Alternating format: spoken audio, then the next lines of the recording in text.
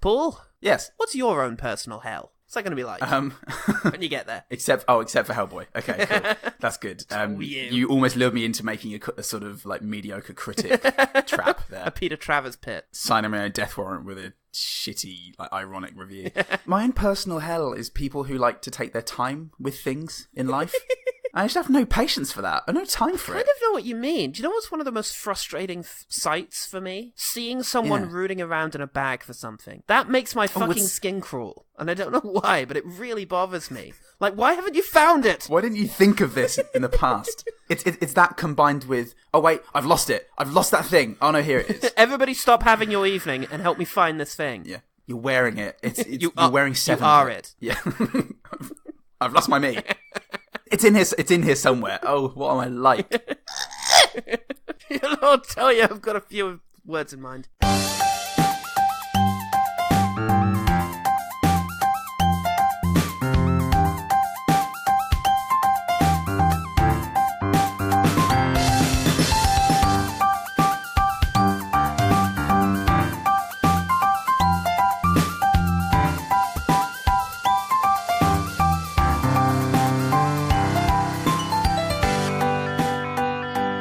Hello and welcome to One Good Thing, the podcast that actually gave their dads guns when they were 10. I'm Paul Saltercles. I'm that Paul Goodman. And we are building up to the end of the decade, both of episodes and of Earth. So to make it special, we're going to take on 3 of the worst reviewed movies of the year. Aww. Let's start with the movie that everyone was waiting for, kind of. It's Neil Marshall's Guillermo del Toro's Hellboy. Yeah, what a combination. On an island off the coast of Scotland, something was summoned from the depths of hell. Something that would end mankind. And this thing you worried about, did it show up? Oh, yes. You did. What a surprise. Surprise, it's not me, says Guillermo del Toro. Del Toro was interested in completing his Hellboy trilogy, but he was too busy having his time wasted by Hollywood. Spent 2 years on The Hobbit, to no effect, and had a similar time on his Lovecraft adaptation. He finally made Pacific Rim, potentially just to gain some clout back and as a fuck you to the studios. Look, I can make movies. But unfortunately, Hellboy 1 and 2 had not done well at the box office, making most of its money on home media, and come the mid-2010s, that is a dwindling marketplace. So finally, in 2017, Del Toro announced the project definitely isn't happening, and just in order to salt the earth, they announced a reboot. Ugh. And Neil Marshall was there. Waiting. Looking for scraps. They won't let me back on Game of Thrones. It's alright, mate. Come in here, I've got something for you to piss on. The R and the S and the H looked like a bit like a K, and they thought they were getting Neil Maskell, and they thought, he'll bring an edgy new light to this. And then it was the guy from Dog Soldiers. Oh. We were hoping for obscure British actor Neil Maskell. From Utopia. Oh yeah. Now, Ed Skrein was originally cast as the Japanese-American character Ben Daimo, but he stepped down over whitewashing concerns, because he ain't Japanese. Yeah. And he said the following: "It is clear that representing this character in a culturally accurate way holds significance for people, and that to neglect this responsibility would continue a worrying tendency to obscure ethnic minority stories and voices in the arts. I feel it is important to honour and respect that." So they got a Korean guy to play him. Yeah, and made him do an English accent. Yeah, close enough. Yeah, I think Ed Skrein is the real winner here. Do you think, he's the real Hellboy. Do you think this was maybe a fucking excuse? He got in and read the script. Do you know what? I'm beginning to think that it would be culturally inappropriate to play this character. His name is Ed Skrein, and he comes from the same place as you do. I live on the other side of the street, though. I wouldn't feel right representing someone. Like, I'm from Bromley, mate, and you don't want to be on the other side of the street from the street you say you're on. I get me mum kneecapped. Me dear old mum. Not having that. That wasn't the only tension on set, because apparently there was so between Marshall and the producers. There was a cinematographer fired, potentially as a fuck you to Marshall. Producers, directing actors contrary to Marshall. Don't do it like what he said. Do it this way. With a big fist. Alright. And tensions finally broke over the design of a big tree. No. All of these allegations were later disputed by one of the producer's lawyers, which is always a good sign. My client has nothing to say on this matter that is fabricated. No, my wife wasn't upset. Her lawyer told me. Lawyer speaking through a hand puppet. She said it's the only fucking way she can tell me things these days, but she said that in a really nice way. It's what the text-to-speech app said, anyway. Going strong. So, the movie was received by critics like a London full of demons. The Rotten Tomato critical consensus is bereft of the imaginative flair that made earlier Hellboys so enjoyable. This soulless reboot suggests that Dante may have left a 10th circle out of his inferno. Getting very contrived over at Rotten Tomatoes these days. You're an aggregate.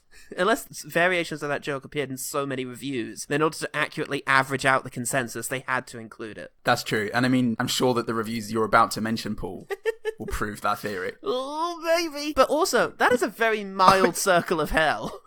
I didn't enjoy the movie very much, but have you had a look at some of the other levels? We're getting blown around by the wind forever. We're getting sunk in mud. Anyway, Joe Morgenstern, he earns that part of his name, Joe Morgenstern, writing for the Wall Street Journal, earns that part of its name. It is on Wall Street, and is a journal. Says, no one needed another Hellboy, let alone a wretched contraption whose single-word title suggests that it's an original, rather than a cynical enterprise that it proves to be. Joe Morgenstern there, easily gaslighted. This was meant to be original, it only had one word. Still waiting to hear back from the Prince of Nigeria about that bank transfer. Also, what was it, sinister contraption? It's some newfangled satanic contraption. The pictures moved and I heard sound. What is this? Burn it. It was like a play, but huge. I hated it. I hated every part of it. Christ almighty, imagine Hellboy 2019 being your first film. For someone who doesn't understand the fundamentals of film. It'd be like Train Coming Into Station, but worse. I like to think that people went to go see Train Coming Into Station and just thought it was bullshit. The public had their own pigmen to bear. The movie diorama at Amazon, in their title, reviewed, Hellboy should have remained in the fiery inferno of the underworld. Says in the body of their review, Hellboy should have remained in the fiery inferno of the underworld. Good stuff. At least they're trying to avoid the word hell, at least. But they're sort of going, this is very clever because I'm saying hell, but I'm not saying hell. Go to hell, Hellboy, says Peter Travers. I mean, I saw multiple reviews using that sort of followed the thing of, boy, this is hell, or this is a hellish film, boy. My new personal hell is watching Hellboy 2019. Great, boy. There's a chance that this movie only got so poorly reviewed because people could think of an amusing way of slating it. This film's hella good, boy. Oh, that's true. You could have said that. Yeah. Peter, you're all hacks. A hell of a good time, said no one. But here's someone. Said blind boy. N.B. Richardson at Amazon said, possibly the worst film of 2019. There was so much bad about this movie that it would fill a page. Terrible casting, terrible acting, totally disjointed script. Fill a whole page. A whole page. Sometimes unintelligible local accents from across the UK. A definite, unashamed, subliminal left-wing and pro-EU message. Not the best CGI. Need I say more? Apart from that's £15 I will never see again, and 2 hours of my life I will never see again.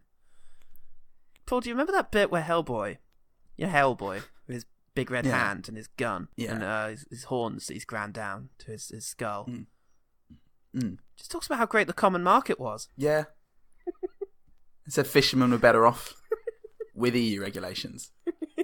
Now, you've got to be so highly strung and sensitive to like your own cause. Yeah. To watch something that says, I imagine there was a line in there that was something along the lines of, we've got to stick together. I knew it, more pro-EU sentiment. I voted leave because I believe it's every man for himself.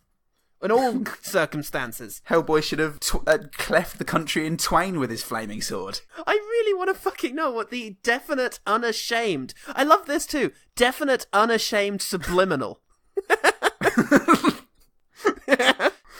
That's... Barry, if you worked out our subliminal advertising, I sure have. Watch this. And anyway, Mr. Darcy, vote leave! Vote leave, you cunts! You're hired and fired. Get out of here, I love you. We're going to run it, but you're fired. Fucking hell. Quite. Member of the public and Hellboy actor David Harbour said, we did our best. But there's so many voices that go into these things, and they're not always going to work out. I did what I could do, and I feel proud of what I did, but ultimately, I'm not in control of a lot of those things. And then he went on to say something absolutely fucking baffling about Marvel and chocolate. I'm not entirely sure. What was that? Find out for yourself, fans. Go Google it. It's fucking bizarre. So, look, I did it right. We can all agree. That's an interesting mix of owning your shit and not in any way owning your shit. This is my shit and it's great. That's all their shit. Yeah, I own that. I own that mine was great. What more do you want from me? David Harbour. Stranger Thing. David Harbour. The film has 17% on Rotten Tomatoes, 31% on Rotten Tomatoes. Great, I put that twice again. I haven't done that in a while. The other one. That's a 3-man now. The only one in this episode. Sorry, folks. And it made less than its production budget. Time for another reboot. Fuck me. This one finally directed by Neil Maskell. That's what we've all been waiting for. Oh, God. So, Paul, you heck lad. Hey! What's one thing about Hellboy 2019 that made you want to escape the tyranny of Brussels? Well, somebody told Ian McShane that this was a Deadwood remake. And he was all for it, Paul. He was giving it both barrels, both pulls. Reprising his role as Al Swearingen. I'll say they've really gone out of the box in coming up with this one. You won't believe how they've contrived to make this series carry on. Well, Paul, that sounds hellish. What happens in Hellboy 2019? Well, speaking of Ian McShane, he's got a really funny voiceover at the beginning. He's telling the story. You know, voiceovers aren't funny; they're just voice. No, well, that's what you expect, right? But this is Neil Marshall of Dog Soldiers, and he's not gonna. He's not gonna let that lie. He's not gonna let that sit. Can't let sleeping dog soldiers lie. Oh. The year is 517 AD, known as the Dark Ages. And for fucking good reason. And so at Pendle Hill, beneath an ancient oak tree, King Arthur. Yes, that King Arthur. It's telling the story of King Arthur, and you know what would a story of King Arthur be without that slow down camera? Oh, that Zack Snyder thing. I love that Zack Snyder Guy Ritchie thing now. Forever and ever. The story. You know how John Hurt told the story in the last one? Well, I'm Ian McShane, and it's that King Arthur, guys. Anyway. I think I heard him say fuck. What? In a voiceover? That's never been done before, except for Patrick Stewart in Ted and some other things as well. Many times. I haven't seen any of those things. This was brilliant. Oh man. I'm 12 and I love this. This is so edgy and cool. Basically, King Arthur and Merlin and all those twats, they get the best of Mila Jovovich, who's very evil. They cut her up like a blood-spewing kipper, with a CGI blood-spewing kipper, and they put a screaming head in a box. And, the rest writes itself, says Al Swearingen. I genuinely have to stop the movie to check to see if it's in fast forward by mistake. The pacing in that opening was a nightmare. Arthur severed the Blood Queen's head, but even that wasn't enough to stop her. So he had her cut up into pieces, each one locked in a separate casket, sealed with a holy prayer. Only the words from a man of God may break this holy seal. Arthur then ordered his bravest knights to ride off and bury her wretched remains in the far reaches of the land where no one would ever find her. Not even the devil himself. Nell also said exactly that thing. For me, I was like, great, this is a fantastic pace for a boring film. I can't wait for the rest of this to play out. I can't wait till this be finished. This fits my ADD perfectly. Anyway, we cut to the future, and now Hellboy's in Mexico, like Hellboy in Mexico. I got this, Dad. You know me. I have a gentle touch. Shit. Not again. And he wrestles a vampire in a luchador outfit, and unfortunately, the film will never be this fun again. Not until the last minute of the film. Anyway, and he dies, and that was Hellboy's old friend, Mexican man. No! Oh, he'll probably be haunted by that for the rest of the film, probably. Yeah, anyway, two really boring FBI-type suits turn up and take him and haul his ass back to downtown, to the boys in downtown. Come on, man. I'm not part of your system. Oh, I'll go. I'm a Hellboy. Oh, no, you misunderstand. Ian McShane's going to be there. Oh, that guy? Oh, all right then. That guy's fucking back. Mental. Gonna go see what he's up to. That guy's crazy. He was in 44-inch Punch or whatever it was. That was the sequel. Yeah, he goes back and he's told by Ian McShane, you've got to go to England and meet some of my old boring friends. And I think that's what happens. He goes to England. Some fucking jokes of an Englishman. Maybe that was the pro-EU sentiment. It's like, look at these dickheads in their jumpers. And then he goes to Brussels and everything's very efficient. But they welcome him there.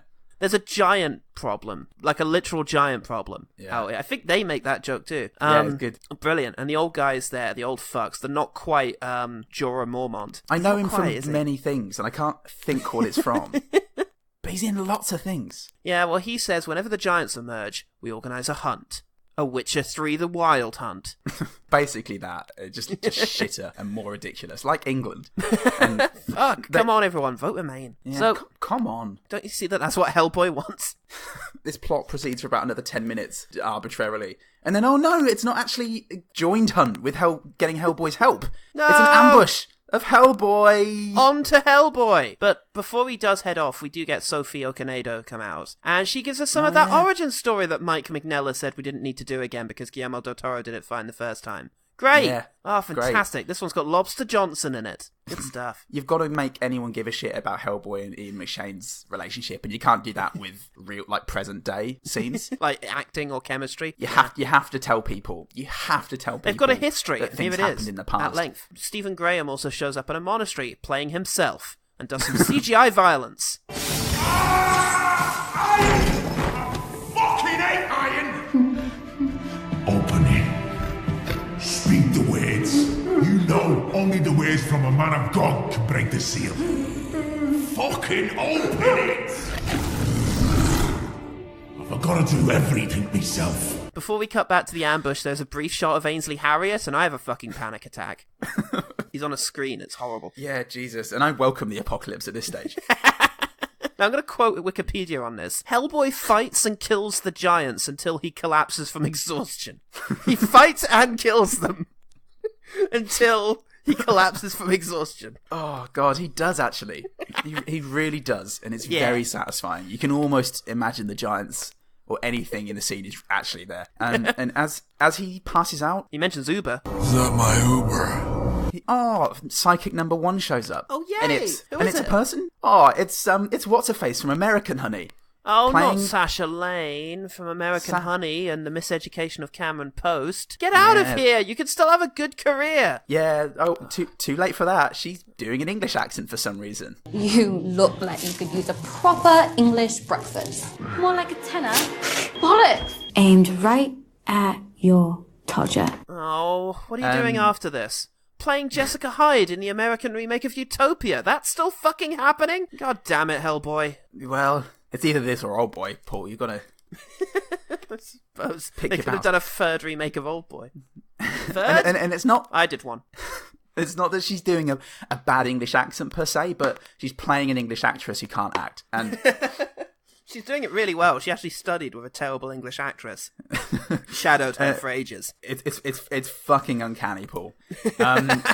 And she mentions Google Translate. Ooh. Google translate that, would you?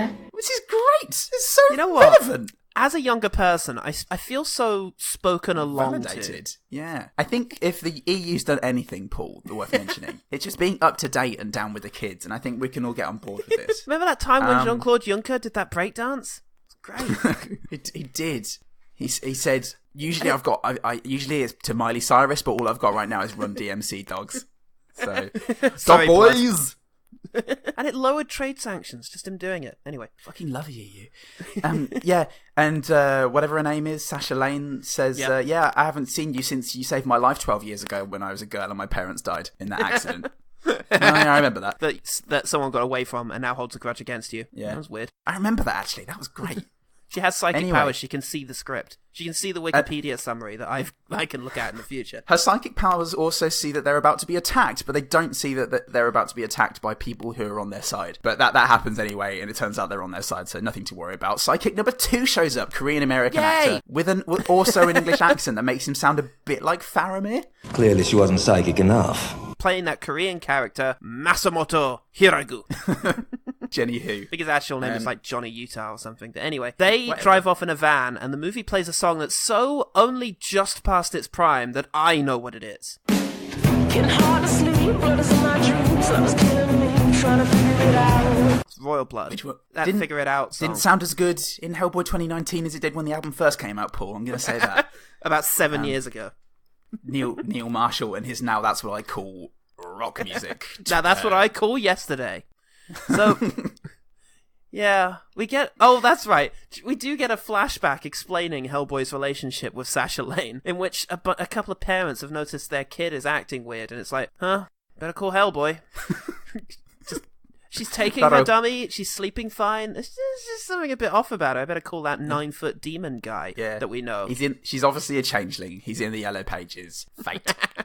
That turns out to be a small Stephen Graham in a small CGI pig suit. And, that's why he hates him. He calls him a dickhead and tells him to fuck off, and then he jumps up a chimney and the rest writes itself. It certainly does. So then the movie plods along for another 20 minutes, and then there's another. Then he falls down a lift, and that's the next twist.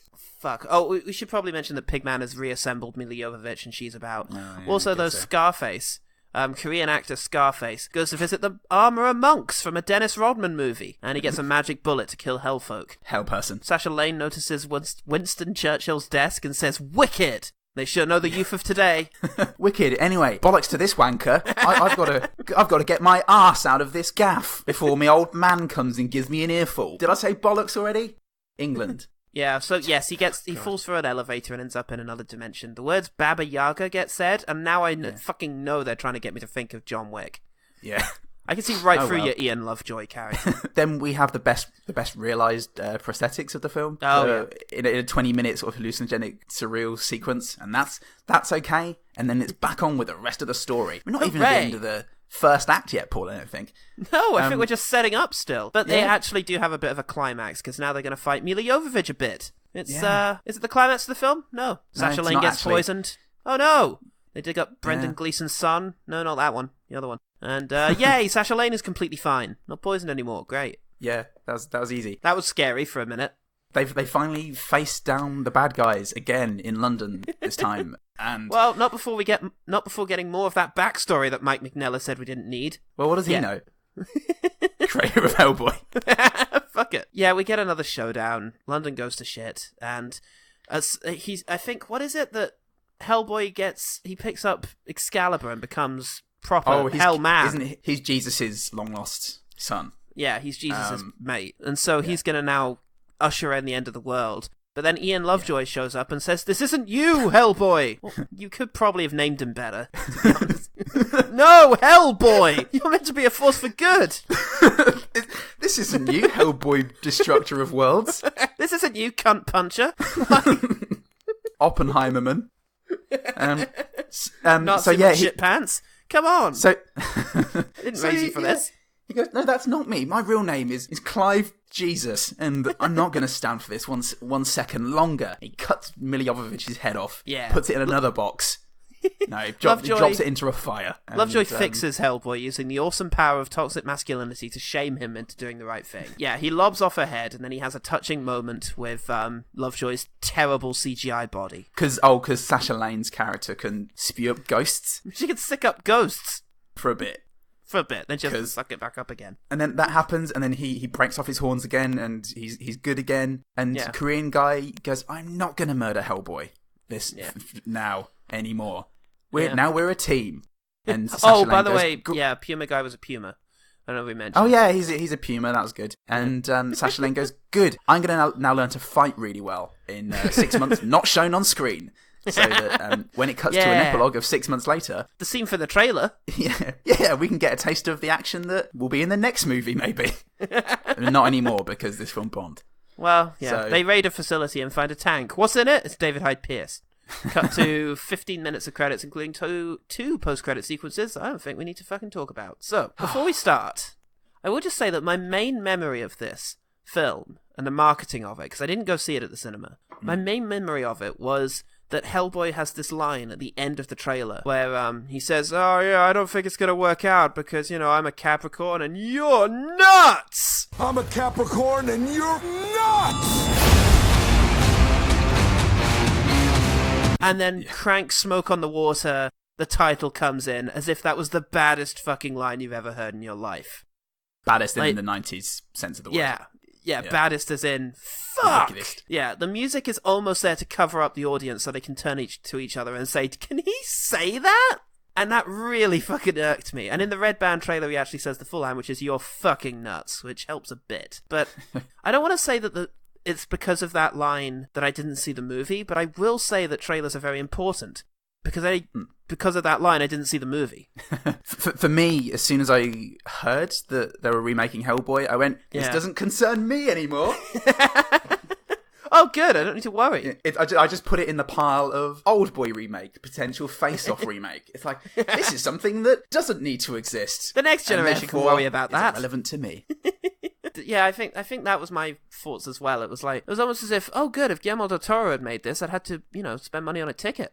But I don't need to. That's money for my balls.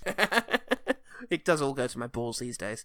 Look, a lot of upkeep. Well, now we're out of the EU. You can't rely on the state for that. I can't help but feel there's some subtle politics going on in this. Some overt, subtle politics.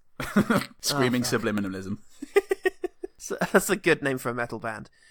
So, Paul, what did you make of Hellboy? Oh, God. I mean, ultimately, Paul, it's a very piss-poor attempt at a remake that didn't need to be made. Yeah. And it's missteps every step of the way. It's violent without anything to back it up. It's like a big punching hand without a Ron Perlman behind it. Yeah. It feels like... I know we're supposed to be positive Pauls, but this film smacks of cynicism. That was the problem. There's no heart. There's no heart in this thing. It did just feel like, what can we do to get people in to make this commercial? Because it's amazing to me that they were like, okay, Hellboy 3 is not going to be commercially viable. Not enough people care about these movies. So we can make it commercially viable by losing Guillermo del Toro, hiring an actor whose name is frankly only known to cult people, and kind of a job's worth, if we're honest about Mr. Marshall and his later days, post-Doomsday. And then cast a more obscure actor that fewer people know. It's a Stranger Things wave, isn't it? I guess so. It's just odd to me that they thought, okay, what made these movies not commercially successful was everything imaginative about them, or interesting or creative, but we can make a good movie that will be commercially successful without those things. Like, what was it they thought was holding people back? I no idea, Paul. It feels like they went the Superman route with this. Like the Henry Cavill Superman, the Zack Snyder Superman route with this. They took out all the cheesy, fun stuff and went, no, this has to be serious. Yeah. And everything is just about, again, David Harbour's Hellboy is like, why did you raise me for this? Why did you make me who I am today? And like they thought the goofy stuff wasn't fun. It's the stuff that isn't fun, which is fun. There's no wit behind the liners, because there's one bit where, what's his name, Korean actor, goes off to a gunsmith and says, I'll have to, you can shoot him in the head or the brain, and he says, I'll have to shoot him in the heart then. I said head or brain, fuck me. In the heart or the brain. And he says, I'll have to shoot him in the heart then, because his head is too small a target. His brain is too small. Jesus, this is harder than it looks. God bless, Korean guy. I see their problem now. Yeah. Thank God Ed Screen stepped down, because only this guy could have managed that. And then, but the point is, cut to Hellboy, and now comedy convention, boring bullshit comedy convention, says to us that he's going to say something to confirm what was said in the previous scene, as if he knew. And what the line is this book has too many words in it, which is so shit. We've had this before. I can't remember the film, but I remember expressing something like this. They've got a kind of sardonic, sarcastic, better than everything that's going on around them character, but without having any funny or witty things for him to say, and that just makes it lame. Yeah. I mean, the jokes, it's just full-blown lampshade hanging again.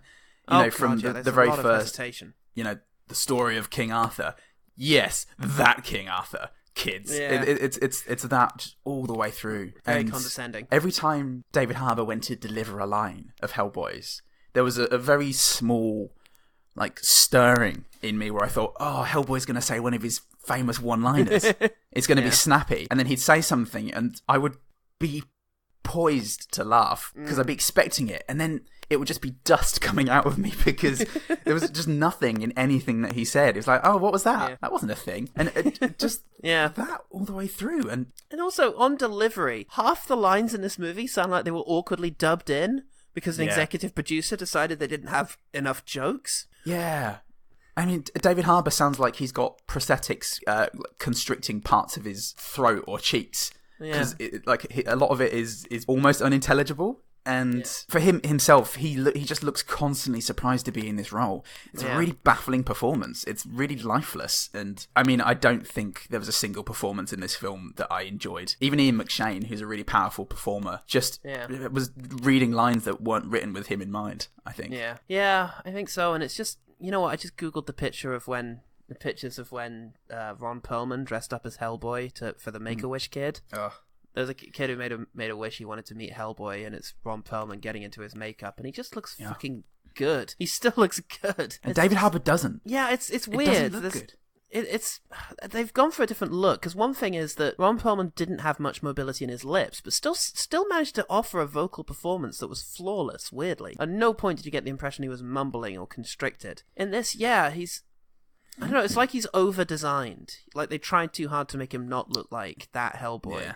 And consequently, it's just difficult to get a read on him. And he kind of looks like he's gaping half the time. Yeah, it looks like a job half done to me. Yeah. And so I guess there's some of it that's maybe overworking it, and there's just so much of it which is utterly uninspiring. It is. The CGI was just... Oh god, the gore was The CGI dreadful. felt like a fuck you. The bit where Mila Jovovich gets half her face shot off and has like an eyeball dropping looked like a cartoon from the 90s. It was just... Oh, and her army of minions, they looked like Food Fight. Remember that just really awful computer animated movie with Charlie Sheen that Nostalgia Career covered? It just and it was it cut to scenes of 2 or 3 minions in a supposed army of millions, just like doing like a movement loop, because the animators couldn't be fucked to properly animate them. Even some of the prestige stuff I just found disorientating. Like the fight against the giants where Hellboy's getting hit and then flies through the air and across the field and into a tree, and it just doesn't excite me. Shitty rock music playing over the top of it. Oh Christ, that was relentless. Did you see the I sent you a 4-minute clip of the first Hellboy. Did you rewatch it? I did. It's the fight in the subway. How did that make you feel? Look, as we said, I've liked the original Hellboys. I never thought they were amazing, because I always felt like they were lacking something. But what I really love about them was a distinctive style. Ron Perlman is fantastic, and a very likable character, and the way he carries himself in that scene, all the fights. He has a weight to him when he's thrown and he hits walls and he lands and slides across floors. He looks like a guy who weighs 200 kilos, and even the humor that comes from it is it just really light touches, like the woman who's like, my kittens, and suddenly there's a box of kittens. And he's just kind of like, for God's sake. And I liked it a moment later where she's still screaming, my kittens, and he's like holding a hell beast at arm's length. It's like, lady, give me a break. Yeah, it's cool, and it feels so effortless compared to what we were watching there, where everything was overwrought, and it never felt like a line. You know, when he said a one line, it never felt like something a committee had sweated over for a week as to what would appeal to a Generation Y. It felt like what that guy would say in that situation. And I like the original Hellboys a lot, the first two. I really loved them. I remember seeing Hellboy. I'd rented it from Blockbuster. I used to do a lot of that in the early noughties. And I remember just being blown away by it as being so different from any of the other superhero movies I had seen. And it continued to always feel like the sort of cool alternative superhero movie to the big, mainstream ones that you would see. This one was something a little bit weird. And I loved all the designs. Like I saw a thing mentioning Johann Strauss, the character that Seth MacFarlane voices, who is essentially he's the guy who looks like a diving suit animated, and it's just so much fun.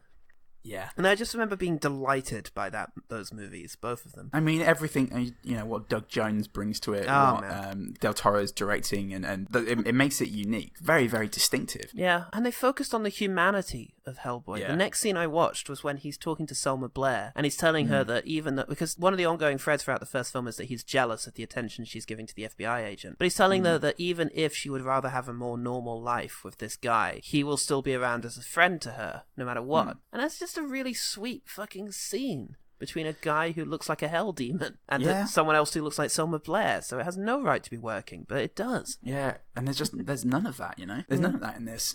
It's wisecracking that isn't wise or crack. Yeah. And it's really unlikable, flat characters. Oh. And you also have, when you go back to the original, there's a set, there's a headquarters, right? There's you've got a fulcrum around which the film plays out. Well, this one tries to have one. And this one has the place below the chippy, but it's only seen twice. Yeah, exactly. It just moves too much for a film that's 2 hours long. It still managed to be too frenetic and it's because it's directionless. It's really badly put together. All right. Well, look, it's basically a really hollow movie. It's all surface, and the surface isn't that attractive, and there's nothing underneath it. So that, unfortunately, is the conclusion we have to reach on Hellboy 2019. Let's talk about some stuff we actually liked about it. Let's quickfire. Yeah.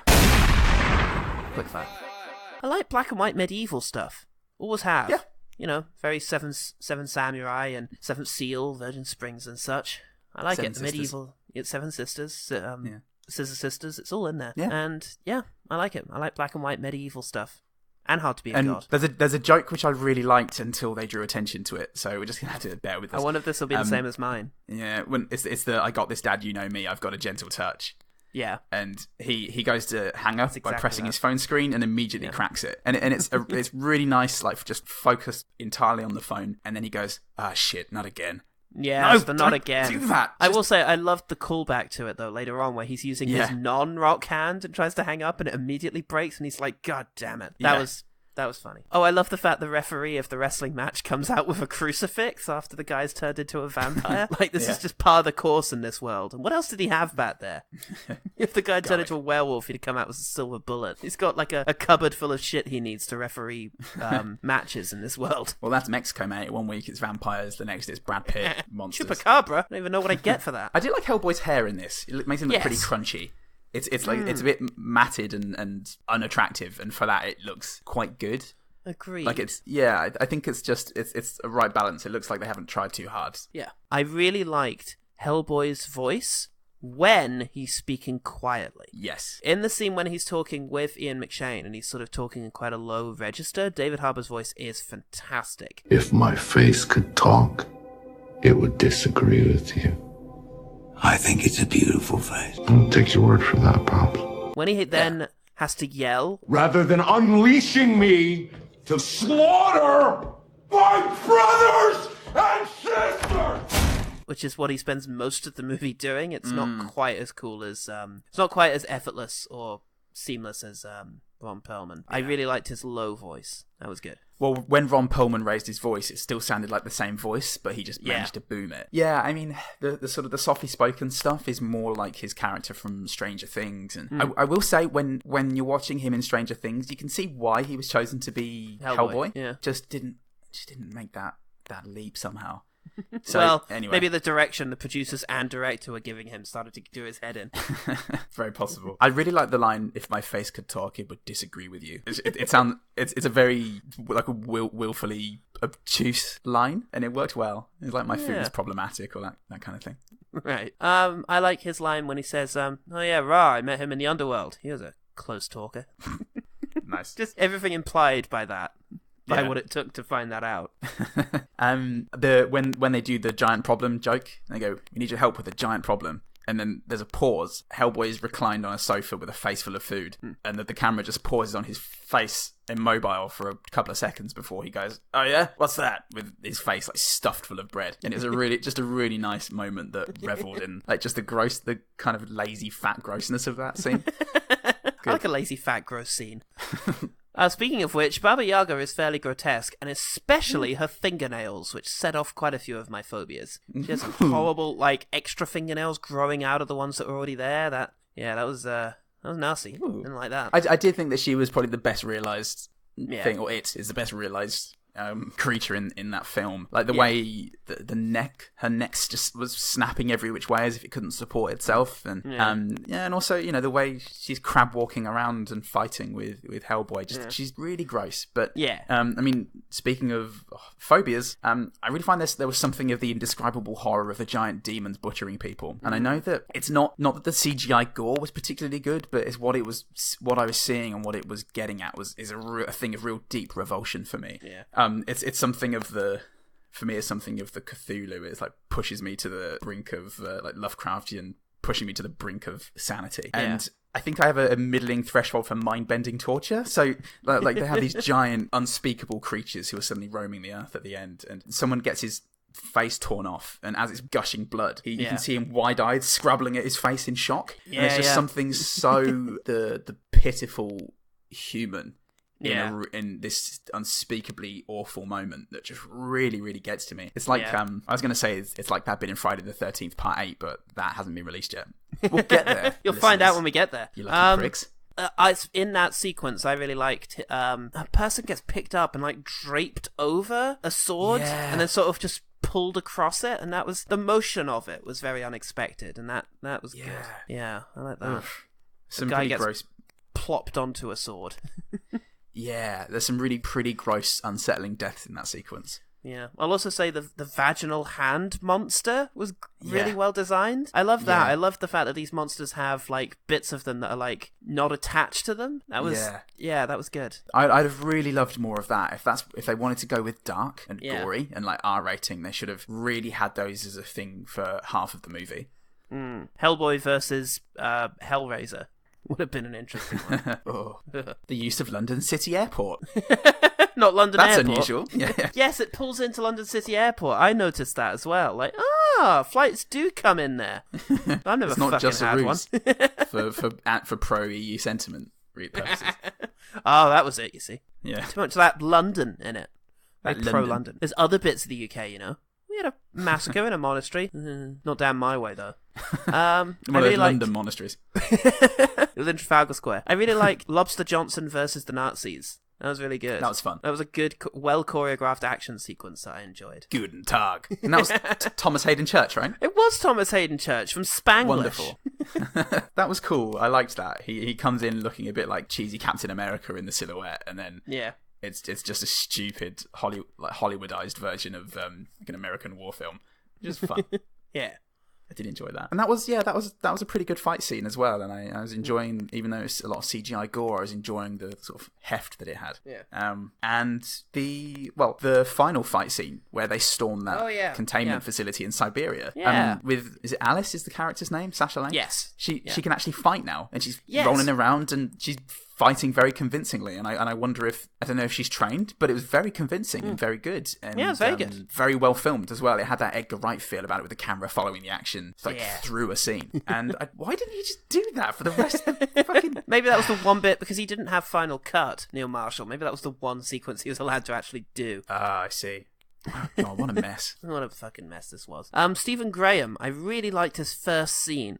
I will say that the whole bit got old, the idea of the Liverpudlian pig monster, but I really enjoyed his first scene. Nice. I liked the when Hellboy wakes up after the ambush to find two of the giants just eating from the mound of mangled corpses. Oh, yeah. It just managed to be so gross in nature that I forgot the CGI. just a real grim picture there.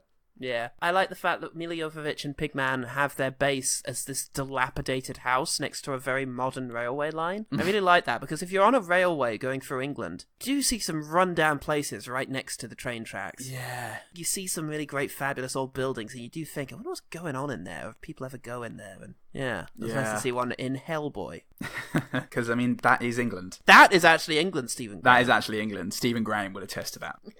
The way, even though the giant fight scene was, all CGI and weightless, getting knocked around the world, there's some of the shots of, like, the close-up shots of Hellboy running away looked really cool.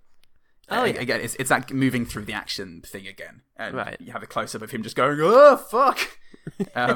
Did look really good. So just like getting there with that look and feel, but just over-reliance on CGI, I suppose. Yeah, give it some weight. The ectoplasm looked gross. I have a thing about ectoplasm. I saw that movie The Haunting in Connecticut, and in it they have ectoplasm bits, and it always looks like, the mozzarella you get, not grated at a bag, but like balls of mozzarella that comes in a bag of cheese liquid. Water, yeah. Cheese tears, which cheese I hate. Juice. Oh, I hate that. I fucking hate that, mate. I love mozzarella. Drink it, mate. It's where all the vitamins are. I actually just threw up a bit. It always looks like that, and it continued to look a bit like that in this. And you had a fucking raw mozzarella version of Lovejoy just sort of squirming about. I hated it. It was awful. And therefore, a good thing. Well, the child soup and the room full of dead hanging children in Baba Yaga's castle was disgusting. That was foul. That was also very well realised. Yep, that was very upsetting and very Witcher, I found. Yeah, it's very good. Codswallop is a great name for a chippy, and I did Google it, and there are no chippy. There's a chippy in fucking Turkey called Codswallop, but there doesn't seem to be one in the UK, which is surprising. Yeah, we need Turkey in the EU. That's all we can say about it. We all lobby for that. Oh, do you know who was in Codswallop, Paul? Do you know who was behind the the thing. It's only Big Mo from EastEnders, Gary Oldman's sister. Oh, brilliant. She is there. She is fulfilling such a trope. Yeah. I don't know if this trope has a name, but the idea of the sweet old lady who's front of house for a secret organization, and then it turns out later she's actually got a shooter. It was in True Lies. Oh, there's a couple of others as well, where like there's a bookish woman, and then the person goes through the door, and then it cuts to her, and it reveals that she actually had a hand on a gun the whole time. It's a thing. It is a thing. That would be a good way of doing it. Look, the use of the word Todger in a film. That's good. What was good? I kind of liked Mila Jovovich evil. I don't know if I've seen her play evil before. She might have been evil in that Three Musketeers movie. I don't remember it, but yeah, I like her evil. Those who have lived in dust, who have gnawed on dry bones while dreaming of blood. That is what I want. Give me an army like that, and we will make the daytime world win. I enjoyed her confidence. It was very different from Alice, which is the role I usually see her playing. The only other thing she's done. Very different from Lilu. Yeah. That's for sure, mate. I mean, she was kind of the villain in Joan of Arc because she threatened British sovereignty. Yeah. Finally a film we can all get behind.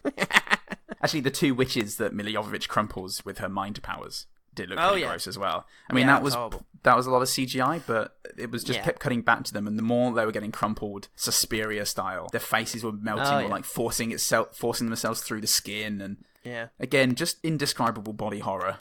Yeah. Right, I thought, oh god, I don't know, my threshold for this is pretty flimsy at best. Please stop. Oh, fucking Lovejoy has a great line in there where he's saying something like, alright, listen up, folks. We've got a 15th century witch out there and her pig monster. Out there's a 5th century sorceress and her pig monster. And just the delivery of pig monster really fucking amused me. Huh. Where are you from in this, Ian McShane? Who are you, Ian McShane? When are you going back? I'm an American.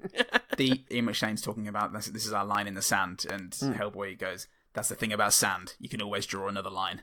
Yeah. Yeah, that was good. That was good. Snappy. Yeah, it's clever. After Hellboy cuts off Mila Jovovich's head, we get a shot of it just flying through the air going, ah!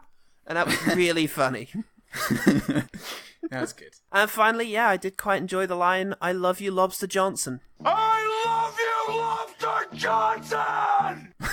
Because Lobster Johnson's a fucking great name. I assume it's from the comics, but yeah, probably. It's very good. He's very good. One better fit. Oh, OG Team? Oh yeah, OG Team. OG Team. OG Team. Hey, OG Team. OG Team. OG Team. What was that?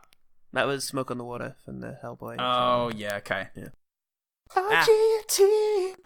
Still relevant. Can we make the Royal Blood thing work? OGT. So, Full Starts podcast said, oof, that's a real hard one. The way the actress playing Baba Yaga moved. Yep. That's it, I think. It was creepy. Yeah, I mean, that's a one good thing. Actor, I think. I mean, in either case, actor, but in this case, it actually was a male actor performing the role of Baba Yaga. And female voice. Yeah. Cool. Female actor. Male actor doing motion, female actor doing voice. Launching the pilot said David Harbour as Hellboy was good. Yeah, I liked him for the most part. There were some moments where it just didn't feel as natural as I would want it to be, but that's partially down to the writing. Yeah. Garrett Talks to Himself said, I really enjoyed Harbour as Hellboy and how zany it was as a comic book movie. It doesn't affect the previous ones, and I think it stands on its own as a decent movie. Ah, good stuff. Positive voice here. Yeah. It is important to say it doesn't affect the originals at all. They're still out there, they're still great, although this is the movie they made instead of a third one of those, so that kind of sucks. But hey-ho, the audience decided that as much as anyone else. Well, good, I'm glad you liked it. My initial message was, tell us your good things about Hellboy 2019 for a shout-out on the show, or literally get fucked. And Nick C said, I don't know many movies, and certainly not this one, so I guess I'm stuck with the latter. And do you know what? Getting fucked by me is definitely one good thing. No one would attest to this, but... Well, you finally found your wedding vow. I know you wanted to theme it around the podcast because of how much Nell loves it. I mean, I just got to find somebody who will contractually agree to spending the rest of their life with me. It's tricky. It's really hard. I put an ad in Gumtree, but I just got mugged several times. Yeah, it's Gumtree. I did one on eBay and got the same. I don't know how that worked, but... Selling myself. Ah, what a sweet guy. I'm going to mug him. Well, at least we've got each other, Paul. Paul? I'm dead. Fuck. That took a turn. What a twist. Peter Travers would love that. Finally, Schlock Horror said, I think while it lacks the heart and fun of Guillermo del Toro's first two films, I enjoyed how over-the-top, gory and violent it was. They went all out for that hard R rating, and at least they got the bloodshed right. I wish I could agree. I wish I felt the same way. Because, yeah, a good gory film's always good fun. You know, I just would have loved for some of it to have a bit more weight in the way it was delivered. Something to go along with it, maybe. But as we've said in the quick fires, there were some really good gory moments, and the ideas behind it were great. I just needed it just to bring something else to the table. But we're asking for one good thing, and some of those bits were one good things. They were. Thanks, OGT. Thanks, OGT. Okay, let's talk about the one better thing. The one better thing. Obviously, the Del Toro Hellboy movies. They're so fun, so full of imagination and wit and fantasy, and I think they're still criminally underrated, but just perfect cult superhero films. But I decided to try and find a supernatural action film for my one better thing, and what a litany of shit that genre recalls. Spawn, Van Helsing, Queen of the Damned, The League of Extraordinary Gentlemen, Resident Evils, The Brothers Grimms, Constantine, Priest, Legion, Solomon Kane, Abraham Lincoln Vampire Hunter, Hansel and Gretel Witch Hunters, Sorry Ellen, I, Frankenstein, Dracula Untold, Pride and Prejudice, and Zombies, and The Mummy. So, I'm recommending Hot Troll Hunter. Oh, yeah, okay. I did think about Troll Hunter a couple of times during this. It's a very fun, Danish? Norwegian, yeah, I want to say Norwegian. There's a really fun Norwegian, what would you even call it? Mockumentary? Comedy horror? It's about a documentary team who go out to meet a guy who hunts trolls. And at first they don't really take him seriously, but it turns out that Norway actually does have a troll problem. And its Prime Minister will tell you. It's, it's just a really funny film by Andre Ovredal. I'm going to say that might be pronounced. Who went on to make Scary Stories to Tell in the Dark this year. That was actually really good. And The Autopsy of Jane Doe last year. It was actually, in spite of Troll Hunter, it was actually really good. So for a Norwegian, it was a good film. You've got to add that qualifier because you know what the fucking goes on in Norway. But I thought it was really good. It was really fun the way in which they update and kind of make logical the troll mythology. Like there's something to do with one of them being a Christian, and so the trolls can smell his blood, and it's just it's very funny. It's fantastic the way they keep working the mythology into this very practical kind of job of hunting down trolls, which is treated as if it were, fixing the drains. Just another civic duty that needs to happen. So, yeah, really funny and quite cool. Well, how about a really great reboot of a franchise not long dead? Spider-Man. Okay. This is what happens when you gauge the current mood and maybe what didn't work about previous installments and make something that transcends that. If Hellboy was trying to be like Deadpool or Dog Soldiers, then it missed the comedy memo. If it was trying to be like 300, it missed the cool memo. And also, or maybe it was Bunch trying to be like 300 and it was made 15 years ago. But, Spider-Man is easily one of the best Marvel movies to date, in part because of the effortless charm of Tom Holland, a really great supporting cast, for the most part really great effects, which has always been a bit of a problem with Spider-Man movies, and really great believable villains. So there's that. But you've also got something David Harbour has been really great in, and if you haven't seen Stranger Things, do watch it. It's really fantastic. Great soundtrack. It's not Disasterpiece, is it? It's I don't think so. No, it's you can carry on. I'll Google it. And it does make it really obvious why Harbour was chosen to fill the Pearl Boots. I think, he's such a great presence in the show, a troubled but loving father figure, and in a show revolving around these vulnerable, albeit spunky children, it's always great to see him walk into a scene and take control. There's good there in him, and I'd be curious to see him as Red Guardian in the Black Widow movie. Ooh, yeah, that would be interesting. Survive was the name of the band who did the music for Stranger Things, and also The Guest. Cool. All right. That was the one better thing. The one better thing. Paul, how can people get hold of the Pauls? Of you, like I just did? How can the audience do a less efficient version of what I just did when I said Paul and got your attention? You need to grab @OGTpod by the balls. Facebook or Twitter. That's where we keep our balls. Send an email to ogtpodballs@gmail.balls. Hashtag Paul balls. Just all of them. Send us ball pics. Yeah. Send us ball pics of your dad.